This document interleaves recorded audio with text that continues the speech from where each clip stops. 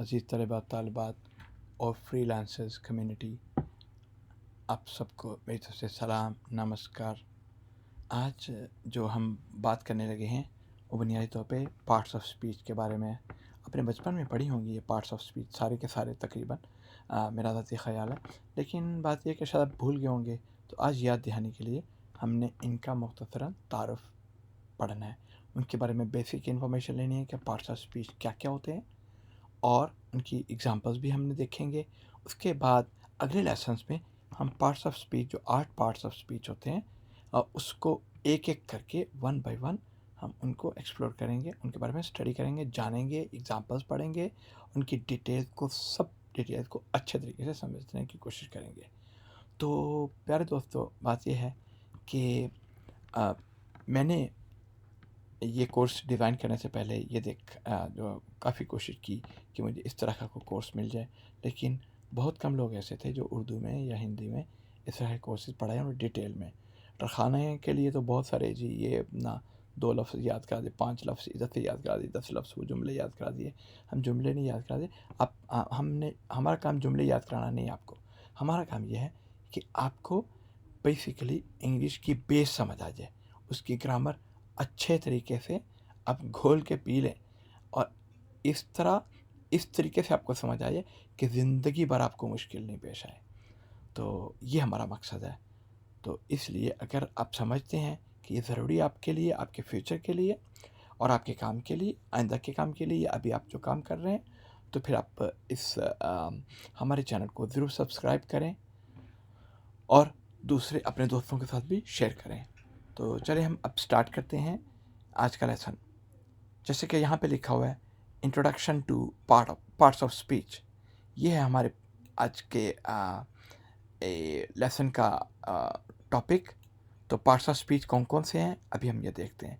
बुनियादी तौर पे देखें कि कोई भी ज़बान, चाहे आप उर्दू है, हिंदी है, मराठी है, गुजराती है, इंग्लिश है, या कोई भी ज़बान होती है, वो वर्ड्स से मिलके बनती है। वर्ड्स बेसिकली कोई भी ज़बान लफ्ज़ों से स्टार्ट होती है। तो उसमें लफ्ज़ों में अगर आप इंग्लिश की बात करें, तो इंग्लिश में क्या है कि पार्ट्स ऑफ स्पीच होते हैं डिफरेंट, मुख्तलिफ़ तरीके के पार्ट्स ऑफ स्पीच हैं। तो इंग्लिश के हवाले से हमारे पास 8 पार्ट्स ऑफ स्पीच हैं। ठीक है, वो कौन कौन से हैं? जैसे कि यहाँ पे है, नाउन्स है, प्रोनाउंस है, वर्ब्स हैं, एडजेक्टिव्स, एडवर्ब्स, प्रपोजिशंस, कंजंक्शंस और इंटरजेक्शंस। ठीक है, ये 3, 4, 5, 6, 7 और 8। तो आपको ये आइडिया तो हो गया कि कुछ पार्ट्स ऑफ स्पीच कितने होते हैं? 8 इन टोटल। इनका काम क्या होता है कि बेसिकली आपने एक सेंटेंस बनाना है, तो एक सेंटेंस बनाने के लिए इन पार्ट्स ऑफ स्पीच की ज़रूरत होती है। ये जैसे देख लें कि अपने मोटरसाइकिल आप मरम्मत कर रहे हैं, या जो भी गाड़ी है वगैरह वगैरह, उसके मुख्तलिफ पार्ट्स होते हैं, उनको मिलाते हैं एक मखसूस तरीके से, तो वो आपका मोटरसाइकिल या गाड़ी बनती है। तो इसी तरीके से हमने कोई सेंटेंस लिखना है, एक प्रॉपर सेंटेंस लिखना है, तो ये पार्ट्स ऑफ स्पीच जो 8 हैं, उनके मुख्तलिफ इन पार्ट्स ऑफ स्पीच के कुछ पार्ट्स ऑफ स्पीच को मिला के हम एक सेंटेंस, सिंपल या मुश्किल सेंटेंस बना सकते हैं। तो ये आपको बहुत अच्छे तरीके से समझ होनी चाहिए। जैसे कि मैंने अभी शुरू में बताया था हमने कि नाउन जो है वो सबसे पहला पार्ट ऑफ स्पीच है। नाउन में क्या क्या शामिल हो सकता है? पीपल हैं, यानी कि लोग हैं, और जगह हैं, और उसके अलावा चीज़ें हैं, थिंग्स, और आइडियाज़। इन चारों की मिसालें देख लेते हैं। या तो लोग हो सकते हैं, या प्लेसेस हो सकती हैं, या चीज़ें हो सकती हैं, या आइडियाज़ हो सकते हैं। तो एग्जांपल्स क्या क्या हैं जी? पर्सन क्या हो सकता है? मसलन फ्रीलांसर है, जो कि आप हैं मेरे ख्याल में। हाँ, अगर आप ये सुन रहे हैं, देख रहे हैं, तो इसका मतलब है कि आप फ्रीलांसर हैं। फ्रीलांसर हो सकता है, टीचर हो सकता है, स्टूडेंट हो सकता है, बॉय हो सकता है, गर्ल हो सकता है, फादर, मदर, अंकल, आंट, यानी कि कोई सा भी लफ्ज़, कोई भी इंसान। उसके अलावा प्लेस की बात की है ना, तो प्लेस क्या है? प्लेस की एग्जांपल ले लें तो ये ऑफिस है, सिटी है। और फिर अगर चीज़ की बात करें तो ये कंप्यूटर, ये भी एक नाउन है। प्रोजेक्ट भी एक नाउन है। और जब हम चौथा जो इसमें नाउन की किस्म है वो क्या है, आइडियाज़। आइडिया के नाम को भी हम पार्ट ऑफ यानी कि नाउन कहेंगे। तो मसलन फ्रीडम है, सक्सेस है, या फेलियर है, या ब्यूटी है, ये हैं तो वैसे मतलब ये है कि ये नाउन है और इनके मुख्तलिफ कॉम्बिनेशन से बाहर जुमले बनाने के लिए इस्तेमाल होते हैं। अब अगला क्या है जी, अब पहला तो हमने नाउन के बारे में पढ़ लिया, मुख्तसर तारुफ करवा रहा हूँ। अभी जो नेक्स्ट लेसन होगा इंशाल्लाह नाउन से स्टार्ट करेंगे और नाउन की सारी किस्में पढ़ेंगे मुख्तलिफ एग्जाम्पल्स के साथ। तो आपको वरी करने की ज़रूरत नहीं है, चिंता करने की ज़रूरत नहीं है। आप उस वक्त if you got any questions please do let me know and will try to answer it as soon as possible. अब जो बात आती है प्रोनाउंस की, प्रोनाउन क्या होते हैं? प्रोनाउन असल में ऐसे वर्ड्स होते हैं जो नाउन की जगह पे इस्तेमाल होते हैं। Are words that replace nouns in a sentence, यानी कि किसी भी सेंटेंस में नाउन की जगह पे हम इन वर्ड्स को रिप्लेस कर सकते हैं। उसमें कौन कौन से हो सकते हैं? He, she, it, they, you, I, we. तरतीब मुख्तलिफ लिखी हुई है, इससे तरतीब का कोई ताल्लुक़ नहीं है, कोई फ़र्क नहीं पड़ता। I, you, he, she, it, we, they, ये सारे के सारे प्रोनाउंस हैं। किस तरीके से इस्तेमाल होने हैं ये हम इंशाल्लाह नेक्स्ट लेसन्स में पढ़ेंगे एक में ना। तो सपोज़ इसकी एग्जांपल हम ले लें फॉर द टाइम भी, एक एग्जांपल लूँगा। The freelancer completed the project.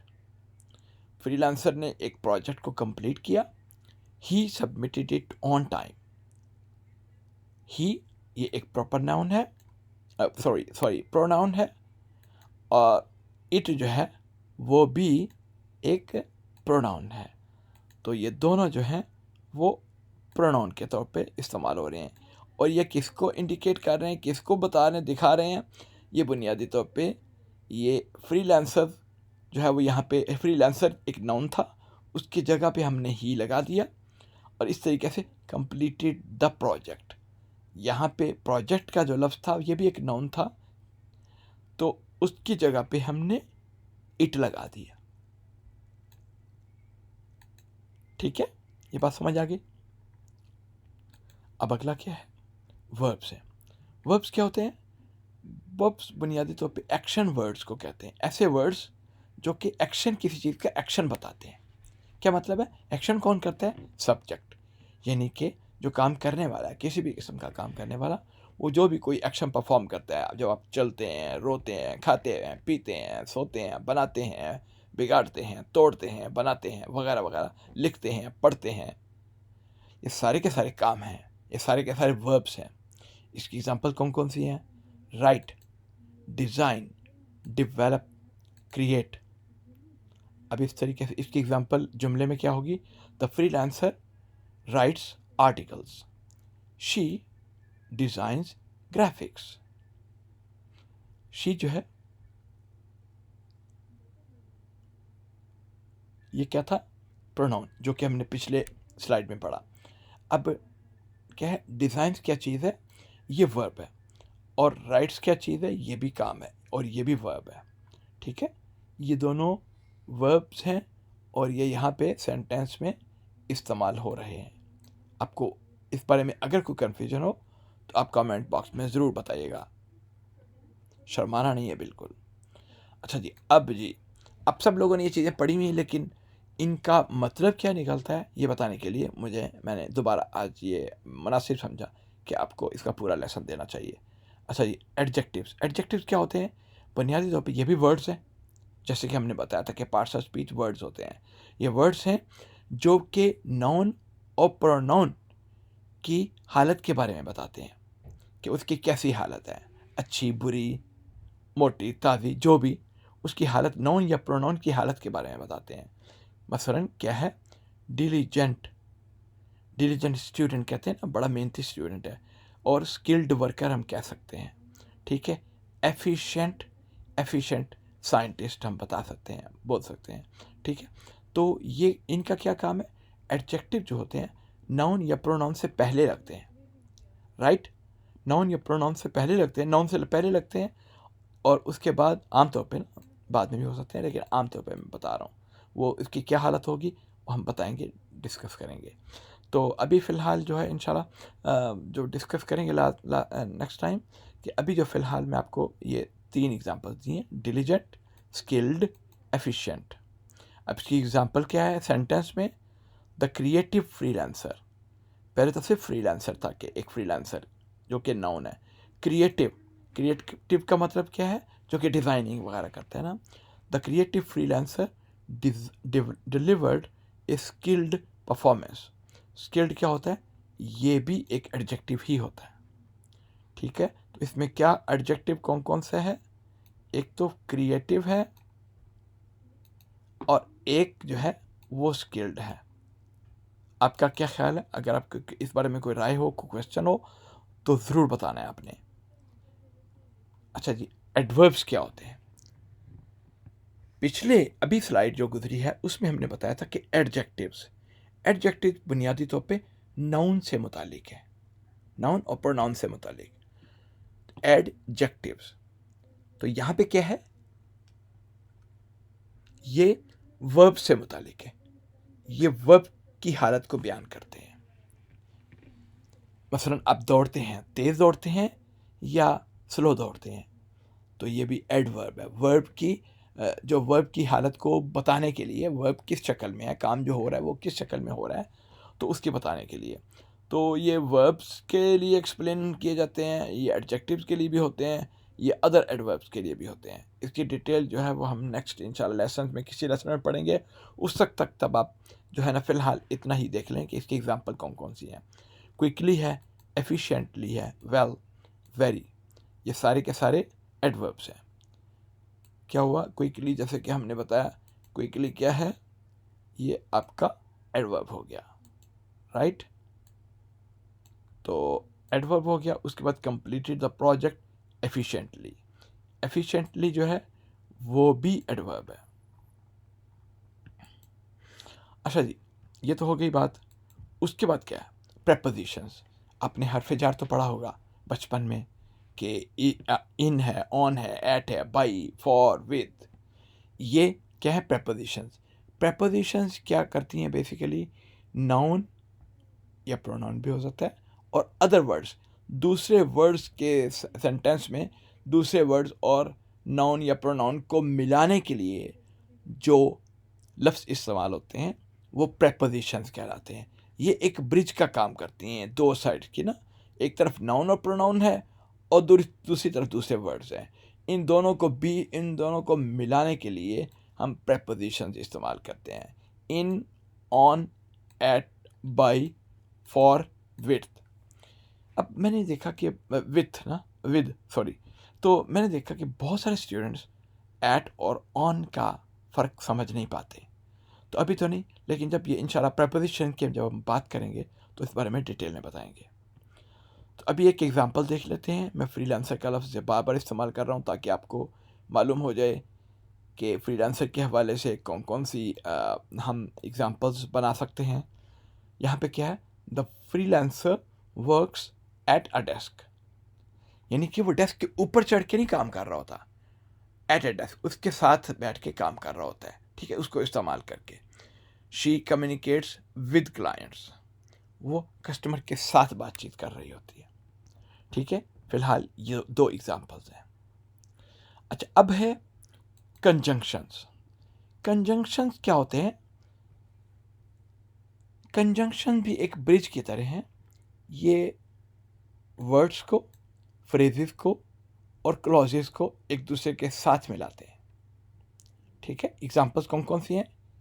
And, but, और, सो और येट, ये सारे के सारे आपके कंजंक्शंस हैं। और ये किस तरीके से बनते हैं? ये बुनियाद इनका काम क्या है कि ये एक इस तरह के वर्ड्स हैं, ये दूसरे वर्ड्स, फ्रेजेस और क्लॉजेस को मिलाने के काम आते हैं। मसलन the freelancer is skilled and she is dedicated to her work. And she is dedicated to her work, हमने यहाँ पे क्या किया? दो हमने क्लॉजेस को मिला दिया, एंड के ज़रिए से।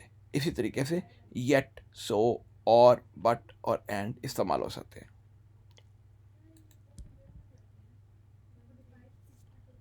अच्छा जी, अगला last but not the least, ये 8 नंबर है पार्ट्स ऑफ स्पीच में से, और आज के लेसन का सबसे आखिरी है। इसमें क्या है, इंटरजेक्शन क्या होता है। इंटरजेक्शन ऐसे वर्ड्स होते हैं जो आपकी स्ट्रॉन्ग फीलिंग्स को शो करते हैं। कोई खुदा न खास्ता कोई बहुत बड़ा नुकसान हो गया, या ये है कि बहुत बड़ी खुशी मिल गई, आपके मुल्क की टीम ने क्रिकेट मैच या हॉकी का मैच या कोई भी मैच जीत लिया, आपकी पसंदीदा पार्टी इलेक्शन जीत गई, तो आप कहते हैं हुर्रे, हो। आप अचानक जो आवाज़ निकालते हैं वो इंटरजेक्शंस होती हैं। मसलन ओ, वाओ, हे, ओच, ठीक है। तो wow, the freelancer did an amazing job, right. समझ आ गया आपको क्या मतलब इसका। तो दोस्तों, आज के लेसन में इतना ही फ़िलहाल। तो आज हमने क्या पढ़ा, पार्ट्स ऑफ स्पीच के बारे में पढ़ा। कितने पार्ट्स ऑफ स्पीच होते हैं? 8 होते हैं। पार्ट्स ऑफ स्पीच होते क्या हैं? ये वर्ड्स होते हैं बुनियादी तौर पे, जिनको इस्तेमाल करके, जिनके मुख्तलिफ कॉम्बिनेशन से हम एक प्रॉपर सेंटेंस बना सकते हैं, ठीक है। ये बिल्डिंग ब्लॉक्स हैं, ये बुनियादी चीज़ें हैं जो आपको लाजमी समझ आनी चाहिए अगर आप इंग्लिश ग्रामर को अच्छी तरीके से समझना चाहते हैं। तो हम इंशाल्लाह अगले लेसन से इसकी डिटेल में बारे में बात करेंगे